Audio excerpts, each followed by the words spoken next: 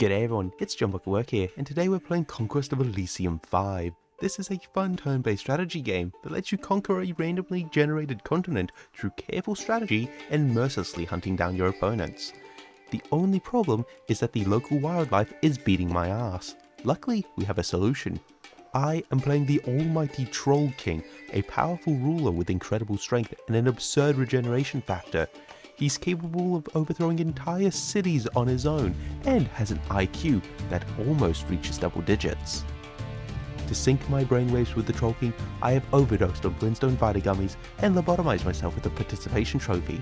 Now let's get into it.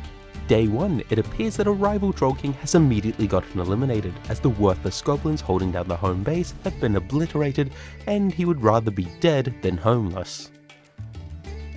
We then check our local surroundings, find a pair of headless cats hanging by a rift in reality, which really brings the property values down.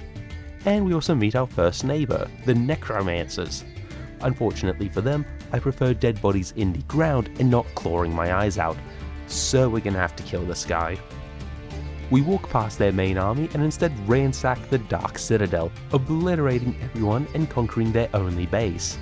Another faction gone. From here, we continue our world conquest by crushing locals and taking their money as we find our new neighbours, the Cloud Lords. And that dipstick took over my villagers, so I'm gonna take his life. I crush the hollow bones of their forces as they repeatedly pelt me with ice cubes until they're left as a fine red mist. Good on him. Seems that their other commander was ganked by the locals, and now those angel wings are a lot more fitting. I make some progress on building a new army by filling the Dark Citadel with some random homeless men to hold our south as I travel northwards, politely encouraging nearby villagers to contribute to our economy, or else.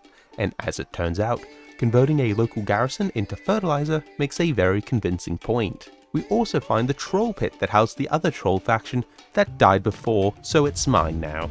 We then begin our westward expansion, and as we do, we perform a quick ecological study comparing the resiliency of local fauna to my club, and it turns out my club wins. A true mind of the scientific age. And damn, a drought is ravaging our economy now, slowing my military progress, and it couldn't come at a worse time as a massive army of Deep One cultists are making their first appearance. With this threat to our safety, we have to make the brave decision to ignore that there's anything wrong and beat up these pigs instead, because my strategic mind has no equal. And would you look at that, the drought's over now and we're back in business. Also, our mums decided to step in.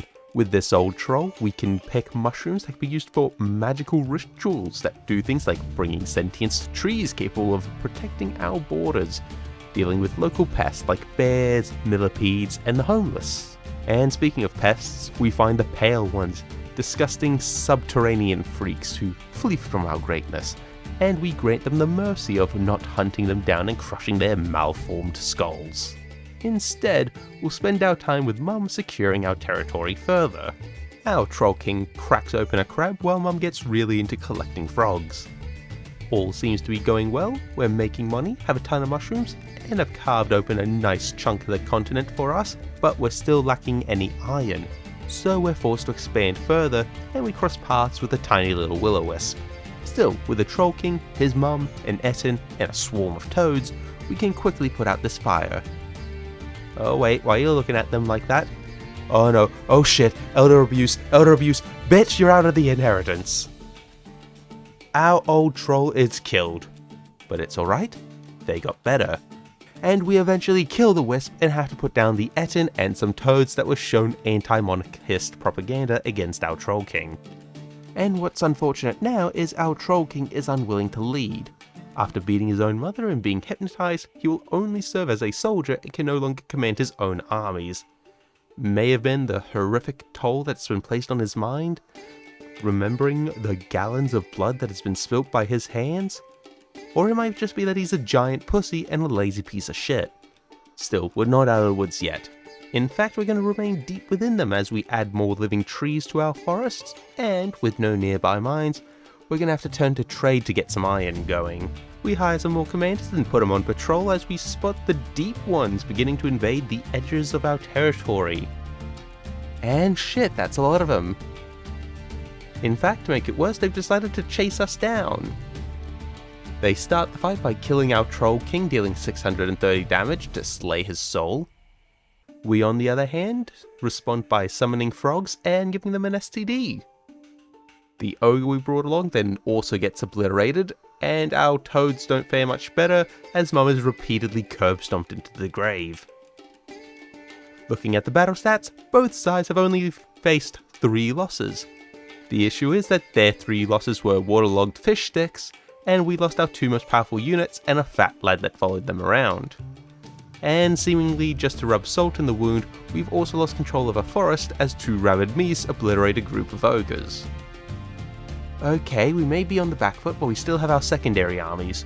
We push the smaller Old One forces out with our remaining men and regain control of some of the coastal villages. But our safety is compromised and our army is weak. Still, we're able to take out one of the smaller Old One cultist armies, and then the fog appears. We are completely in the dark here. We cannot see anyone. However, we can see that millipedes have attacked the village, so we're gonna have to hold that as we make our way through the mist. Eventually the mist clears up though, and we're able to move on to the next stage of our plan. We take our goblin shaman, force feed him a stockpile of mushrooms, and we have an all-powerful necromantic ritual that summons dead creatures of the forest to awaken them from their eternal slumber. But it seems that they've slept through their alarms, and they only appear in the next couple of turns. We don't have that time, so we're instead going to go for a Hail Mary play. We're going to rush into our opponent's territory, and we get paralyzed and shot with a space laser. But we survive. At least Tupac here. Our goblin shaman, however, was completely obliterated. Luckily, with another commander ready, our campaign can continue. But it seems that my lobotomy may have been too effective. You see, our goblin was the one who was actually leading the army. The ogre commander was just following orders. So when the goblin died, none of our other soldiers were assigned to Tupac, and now there's a great big wall of tuna separating him from his army. And to make things worse, we have no other commanders, so if he dies, so does our empire. We stand back and let him face his final battle.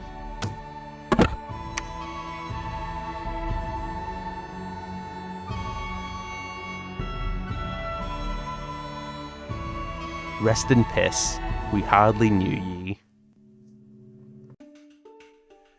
As our rotting corpse rests in the grass, we look up on the map and see, holy shit, there's no iron anywhere. Like, the only visible mine here is being guarded by this prick, and I had no chance. Looking at the graph, the only time we made any iron was through trade alone. The most anyone had was the fish stick dipshits who only got 4 iron a turn. And even that wasn't for too long. Damn, that hurts. Alright, cool, that's actually great. I get to blame all of my failures on RNG. It totally wasn't picking fights with a will-o-wisp I didn't have to, it wasn't recklessly running into enemy territory, and it certainly wasn't just failing to hire commanders. No, it was solely the iron. Anyway, this was like my 3rd game playing this, and it's really damn fun. Hope you guys enjoyed, and I'll see you all next time. Have a good one. Bye.